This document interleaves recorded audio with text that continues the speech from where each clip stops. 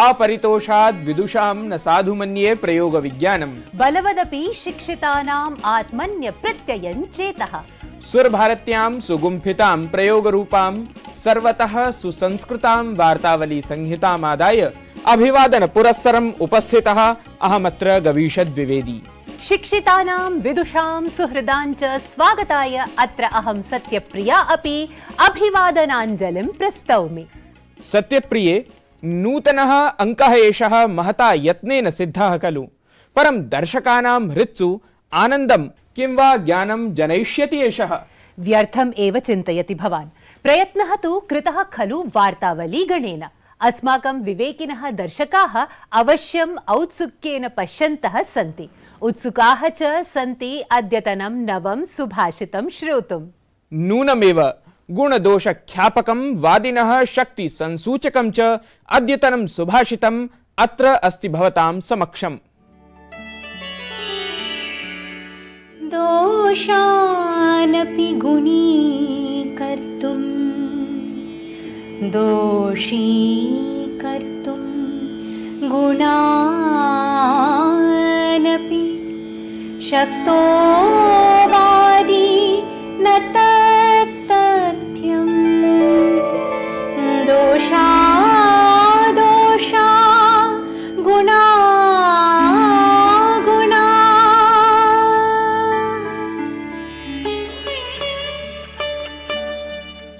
वाद विवाद में कुशल व्यक्ति दोषों को भी गुण और गुणों को भी दोष सिद्ध करने में समर्थ हो सकता है, किंतु वह सत्य नहीं होता।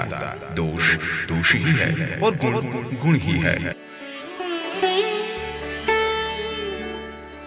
A person skilled in debate may be able to prove false as virtues and virtues as false, but that is not the truth. There are false, and virtues. ज्ञानवर्धकं लोकोपयोगी च अस्ति एतत् सुभाषितम्। तस्मात् एव एतस्य सुभाषितम् इति संज्ञा खलु। परं लोके तु सर्वविधम् आचरणं दृश्यते, तस्मात् गुणाः कदाचित् दोषत्वेन प्रदर्श्यन्ते, दोषाः च गुणत्वेन। तदपि सत्यं गवीश। परं वयं तु अशेषेण विमृश्य एव दूरदर्शन समाचारवाहिन्या देशविदेशेभ्यः सङ्कलिताः विविधघटनाः अत्र उपस्थापयामः।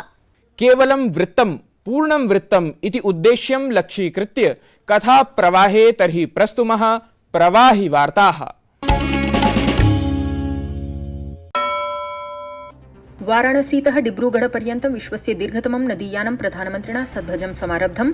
प्रधानमन्त्रिणा काश्यां पटमण्डपपरं नगरं समेत्य 1,000 कोटि रूप्यकाणाम् आन्तरिक जलमार्ग परियोजनानाम् उद्घाटनं शिलान्यासादिकमपि कृतम्। प्रधानमन्त्री नरेन्द्र मोदी कर्णाटकस्य हुबली नगरे जनवरी मासस्य 12 दिनाङ्कतः आरब्धं राष्ट्रिय युव महोत्सवम् उद्घाटितवान्। प्रधानमन्त्रिणा उक्तं यत् उत्तिष्ठत जाग्रत लक्ष्यप्राप्तेः पूर्वं न विरमत इति।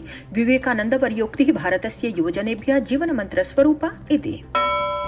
17 प्रवासी भारतीय दिवस सम्मेलनम् इन्दौरनगरे सम्पन्नम्। राष्ट्रपतिः विविध क्षेत्रेषु उत्कृष्ट कार्यसम्पादकानां 27 प्रवासी भारतीयानां सम्मानं कृत्वा अस्माकं परम्परा वसुधैव कुटुम्बकम् इति निरूपितवान्। राज्य प्रशासनेन सह केन्द्र प्रशासनमपि उत्तराखण्डस्थस्य जोशीमठस्य भूस्खलनस्थितिं प्रति विशेषतः समीक्षते।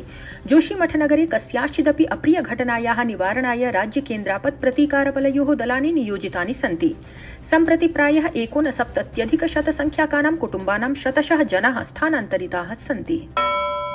दिल्ल्याः रक्तदुर्गे बहुप्रतीक्षितस्य प्रकाशध्वनि प्रदर्शनस्य उद्घाटनं केन्द्रीय गृहमन्त्री अमितशाहः कृतवान्।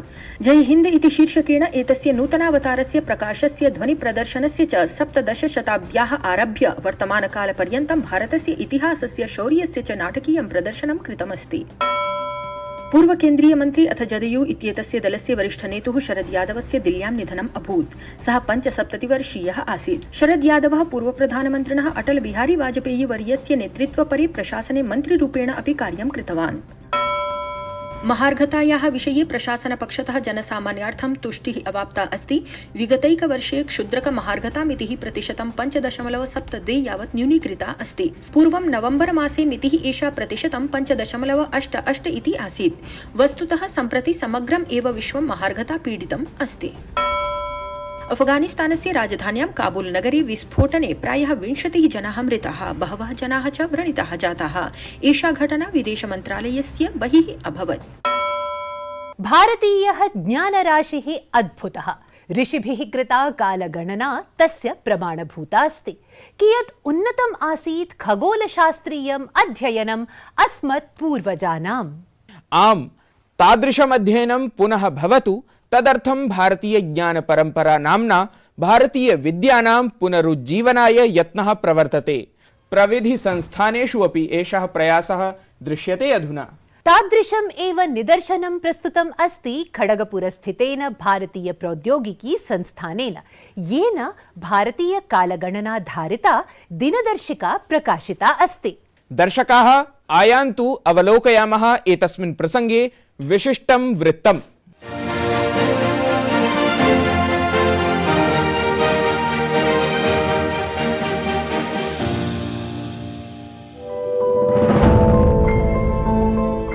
गौरवशालिन्याः भारतीय ज्ञान परंपरायाः उत्कर्षः सर्वविदितः एव, परञ्च पाश्चात्य प्रशासकैः, वैज्ञानिकैः, दार्शनिकैश्च सम्भूय भारत महिम्नः कृतः अनारतम् अपकर्षः। What is happening today, the old order science, the reductionist science, the Newtonian, Darwinian, the Marxist and the Freudian science is taking a backseat. Instead, there is a postmodern science, the non-linear science, the quantum science, the nanoscience, the green and the inclusive science, which is slowly recognizing the age-old wisdom of Indian knowledge system. अनेन हि कारणेन वैश्विकैः अनेकैः दर्शन विज्ञानाध्यात्म भावयुतैः प्रकृष्ट पुरुषैः तेषां खण्डनं विहाय सततं भारतीया ज्ञान विज्ञान प्रज्ञान प्रणाली विश्वमंचे मंडिता। So this is the whole foundation of Indian knowledge systems, which is a complete foundation which says Urdhva Moolam, the roots above and the branches below, where the entire knowledge systems evolves from the material to the moral, ethical, cultural and the spiritual. So in Indian knowledge systems, all the levels, all the branches finally go back to the roots. निष्कर्ष रूपेण अस्याहि प्रमाणं 23-द्विसहस्रतम वर्षस्य एकस्मिन् कालान्धरे दरी दृश्यते। Calendar begins in the month of January with a discussion that happened in 1893 between Swami Vivekananda, electrician Nicholas Tesla, great physicist Hermann Helmholtz and great electrician Lord Kelvin, who was one of the proto-fathers of quantum physics. And they discussed about the relationship between the two denominators of prana and akasha and force and matter in modern science, which is the beginning of Indian knowledge systems. This is the month of May when Elia Prajajain in the 70s got his Nobel Prize, and he published a Nobel Prize winning book which has the picture of Natarajan as a symbol of quantum physics and cosmological balance and cosmology itself. And finally, it was published in another bestseller, which is the Tao of Physics. And the year 2004, Nataraj was accepted by the top scientist in CERN in Switzerland. Last year, in 2022, the Nobel Prize in Physics, which is by Alan Aspect and his team, points out the whole foundation of the integrated, interconnected bed of consciousness that pervades the whole cosmos and also the consciousness within, which is the Akhanda Mandala Akaram Vyaptangena Characharam, and the famous quotations from the Isha Upanishad and the Gita, which says Sarvabhutas Tatmanam and Sarvabhutani Chatmani. Everything is built within that one, and that one is also embedded in everything. And the two together forms the integrity in the whole universe. So it shows that Indian knowledge system today has entered the world stage, and you can see the top scientists and about 10 Nobel laureates talking about Indian knowledge systems again and again. विश्वगुरुः भारतवर्षम् इति शीर्षकयुतः अयं कालन्धरः अस्मिन् सम्पूर्णे अपि वर्षे जनजनेषु विश्वचेतनायै भौतिकप्रगत्यै आध्यात्मिकोन्नत्यै च भारतीयमनीषिणाम् अनुसन्धानं प्रख्यापयिष्यति इति निश्चप्रचम्। वार्तावल्यै सुनीलः Joshi, DD news.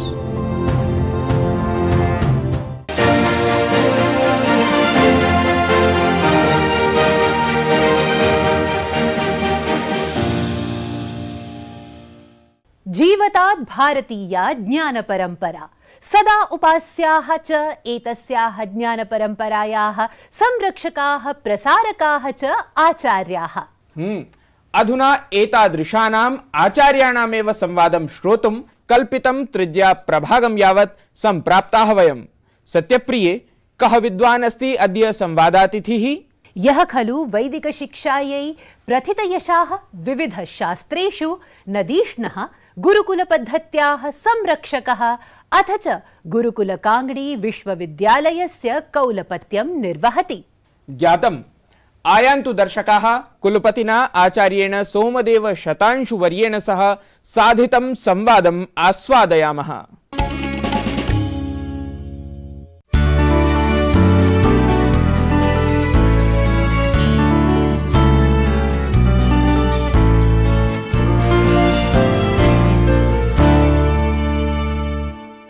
आचार्याः प्रणामाञ्जलिं पुरस्सरम् अद्य अस्माकं कार्यक्रमे अहं प्रज्ञा भवतां हार्दं स्वागतं व्याहरामि। धन्यवादः। अहमपि सर्वान् प्रणमामि। आचार्याः, भवताम् अशेषम् अध्ययनं गुरुकुलीयम् अस्ति। वर्तमानकाले विद्यालयीय शिक्षायां गुरुकुलशिक्षा प्रणाल्याः कः उपयोगविशेषो वर्तते? अस्मिन् विषये किं चिन्तयन्ति भवन्तः? मम सौभाग्यमेतत् कि मया गुरुकुले सर्वाङ्गीणम् अध्ययनं प्राप्तं। विशेषतः गुरुकुल प्रभाताश्रमे, यः इदानीं विश्वस्य न केवलं भारतस्य अग्रिमं संस्थानं विद्यते, तत्र मया अध्ययनस्य सौभाग्यं प्राप्तं। गुरुकुलशिक्षा इत्युक्ते अहं यत् मम मनसि वर्तते, गुरोः सान्निध्ये स्थित्वा या शिक्षा अवाप्यते सा एव गुरुकुलशिक्षा। गुरुकुलशिक्षा इत्युक्ते न केवलं व्याकरणस्य संस्कृतस्य वा अध्ययनं, गुरुकुलशिक्षा पद्धतिर्वर्तते, यया पद्धत्या तत्र गुरुकुलनिवासमात्रेण कश्चिदपि छात्रः सर्वाङ्गिणीं विद्यां प्राप्तुम् अर्हति। यथा कश्चित् लोहकारस्य पुत्रः कुत्रापि लोहविद्यां शिक्षितुं न गच्छति, अपि तु तत्र परिवारे स्थित्वा एव सर्वां लोहकारस्य विद्यां लोहविद्यां सः अधिगच्छति। तथैव यः गुरुकुले निवासं करोति, गुरुकुले अधीते वा, तत्र अध्ययन निवास मात्रेण गुरोः सान्निध्य मात्रेण सर्वाः विद्याः सा अधिगन्तुं शक्नोति। अस्य यत् स्वरूपं वर्तते, अस्माकं ब्रह्मचर्यसूक्ते सविशदं प्रतिपादितं वर्तते। आचार्यः उपनयमानो कृणुते गर्भमन्तः इत्युक्ते अनेन मन्त्रेणेव गुरुकुलशिक्षायाः यद् वैशिष्ट्यं वर्तते, तत् यथा काचित् माता स्वशिशुम् उदरे बिभर्ति, तत्र च तस्य पालनं पोषणं संरक्षणं संस्कारप्रदानं माता करोति, तथैव गुरोः कुले निवासमात्रेणैव तत्रत्या या पद्धति वर्तते, तस्य छात्रस्य सर्वाङ्गीणं विकासम् आध्यात्मिकम् आदिदैविकम् आदिभौतिकं सर्वाविधाम् उन्नतिं चिन्तयति साधयति। अद्यतनीयकाले विद्यालयेषु या शिक्षा प्रचलति, तस्य एकमेव उद्देश्यं विद्यते, कथञ्चित् अर्थोपार्जनं भवेत्। अर्थं जीवनस्य साधनं विद्यते, न तु सर्व अर्थं जीवनस्य समग्रम् उद्देश्यं वा अन्तिमं लक्ष्यं कथयितुं शक्यते। अतः जीवनं सुखमयं कर्तुं या अस्माकं वैदिकी गुरुकुल शिक्षा पद्धति वर्तते, सा सार्वकालिकी वर्तते, सार्वभौमिकी वर्तते। तस्य सर्वेषु देशेषु सर्वेषु कालेषु नितराम् आवश्यकता विद्यते एवं अहम् अनुभवामि। वैदिक अनुसन्धानस्य सामयिके काले का प्रासंगिकता अस्ति? के लाभाः, का च संभावना इति कृपया विशदयन्तु। यथा वयं विद्मः, वेदज्ञानं सार्वभौमं शाश्वतिकं विद्यते। केवलं भूतकाले भविष्यत्काले वा वेदज्ञानस्य आवश्यकता भविष्यति भविता वा, एतत् सर्वथा त्याज्यं। वैदिकज्ञानं यथा सार्वकालिकं वर्तते, तो अधुनापि वेदज्ञानस्य वैदिक विषय अनुसन्धानस्य त एव लाभाः विद्यन्ते, या पुराकाले आसन् वा भविष्यत्काले भविष्यन्ति। यापि जीवनसम्बन्धिनः विद्याः सन्ति तेषां वेदे विद्यमानता विद्यते। एतद् विक्षेपमनुना उक्तं सर्वज्ञानमयो हि स।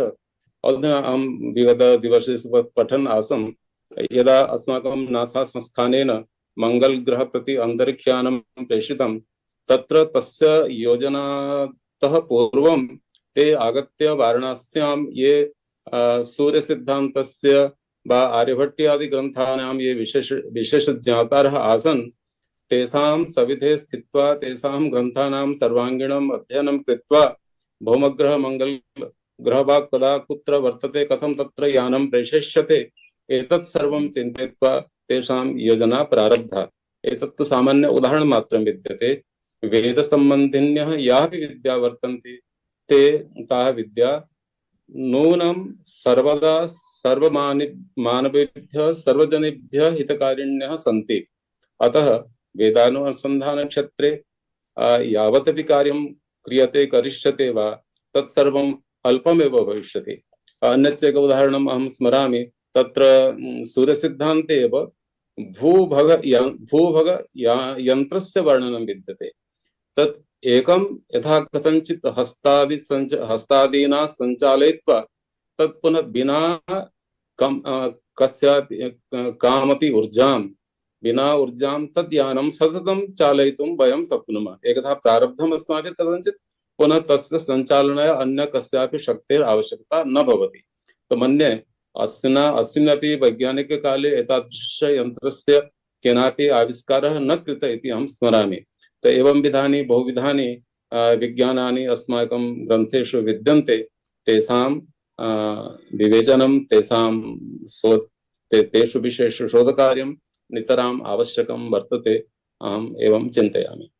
वैदिक विज्ञान विषये यथोक्तं भवद्भिः, आधुनिक विज्ञान परिदृश्ये वैदिक विज्ञानस्य किं स्थानम्? आधुनिक विज्ञानं सर्वथा अस्माकम् एकपक्षीयं विद्यते। वयं विकासं कुर्मः, परं तेन विकासेन मनुष्यजातिः कियत् सुखं शान्तिं वा अधिगच्छति एतत् चिन्त्यं विद्यते। एकं पुस्तकं विद्यते बहु वर्षपूर्वं लिखितं, विज्ञान प्रगति संरक्षण या विनाश। महात्मा गांधी महोदयस्य कयाचित् शिष्यया एतत् पुस्तकं लिखितं विद्यते। तो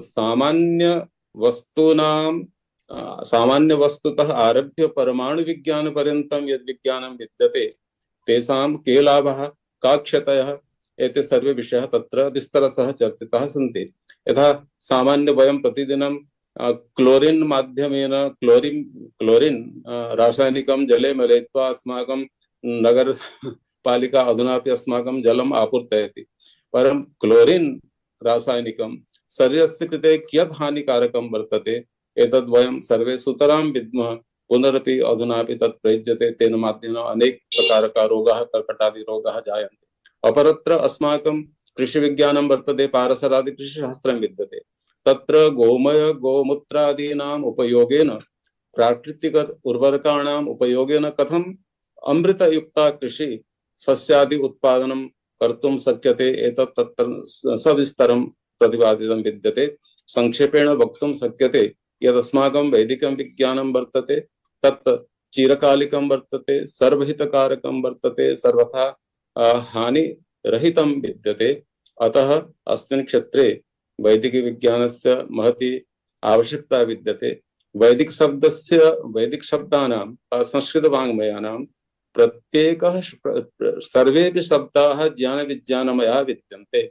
यथा अस्माकं याज्ञवल्क्य मुनि प्रणीत शतपथ ब्राह्मणे अनेक सहस्र वर्ष पूर्वं हृदयम् इति अक्षरत्रयं ह्री हरति द ददाति य याति। यह शरीरात् सर्वं रक्तम् आहृत्य संशोधयति, द ददाति य याति सर्वदा यत् गतिशीलं वर्तते तन्नाम हृदयम्।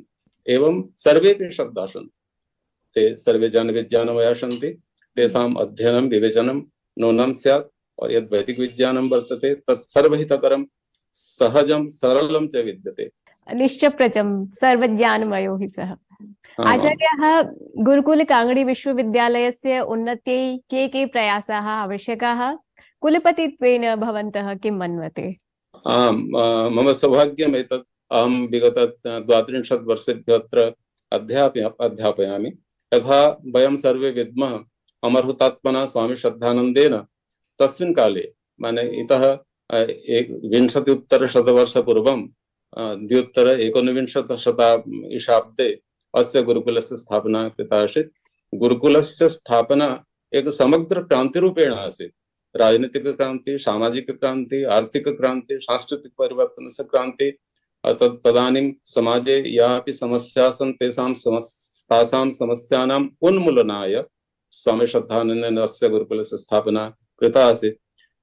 तस्य लक्ष्यं कथं पूर्तिं गच्छेत् एतत् प्रथमं मम लक्ष्यं वर्तते। साक्षात्कारस्य अन्तिमे चरणे अस्माकं दर्शकेभ्यः भवन्तः कं सन्देशं श्रावयितुम् इच्छन्ति? संस्कृतं नाम सर्वज्ञानविज्ञानमयं वाङ्मयं विद्यते अस्य। संस्कृतस्य अध्ययनेन वयं विश्वकल्याणं कर्तुं शक्नुमः। अस्माभिः एषा दैवी संस्कृतभाषा उपासयितव्या। अन्यच्च एतां भाषाम् अनुसृत्य गुरुकुलीय शिक्षा पद्धतिं च अनुसृत्य अस्माकं सर्वेषां कर्तव्यं वर्तते। समग्र मानवजातेः कल्याणं कर्तुं सर्वैरपि संस्कृतज्ञैः सन्नद्धैर्भाव्यम् एनं सन्देशम् अहं दातुम् इच्छामि। ज्ञानवर्धकेन साक्षात्कारेण अनेन अस्माकं संस्कृतानुरागिणः दर्शकाः नितराम् आह्लादम् अनुभूय प्रेरिताः भविष्यन्ति। पौनःपुन्येन धन्यवादाः। आम्, अनुग्रहीताः स्मः। धन्यवादाः। सरलाः स्पष्टाः सहृदयाः भवन्ति ज्ञानिनः इति पुनरेकवारं दृढं जातम्। भारतीय ज्ञान परंपरा सततं वर्धेत। अथ च वर्धेत अस्माकं संहिता प्रवाहः। समयाभावात् बहुधा पत्राणि न दर्श्यन्ते अस्माभिः। तदर्थं क्षमापूर्वकं पुनरपि समानोत्साहेन एव पत्रप्रेषणाय तत्र भवन्तः प्रार्थ्यन्ते। एतेन सह एव सनिवेदनं गीतानुवादप्रेषणाय स्मारयामः अस्मदीयं स्पर्धागीतं यच्च अस्ति एतद्। राम करे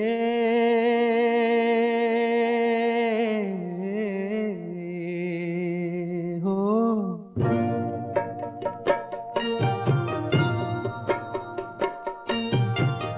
राम करे ऐसा हो जाए मेरी निंदिया तोहे मिल जाए मैं जागूं तू सो जाए मैं जागूं तू सो जाए हो। दर्शकाः जानन्ति एव भवन्तः एतस्य गीतस्य गेयतानुकूलः मौलिकानुवादः निर्दिष्टदिनाङ्कं यावत् अस्मभ्यं प्रेषणीयः।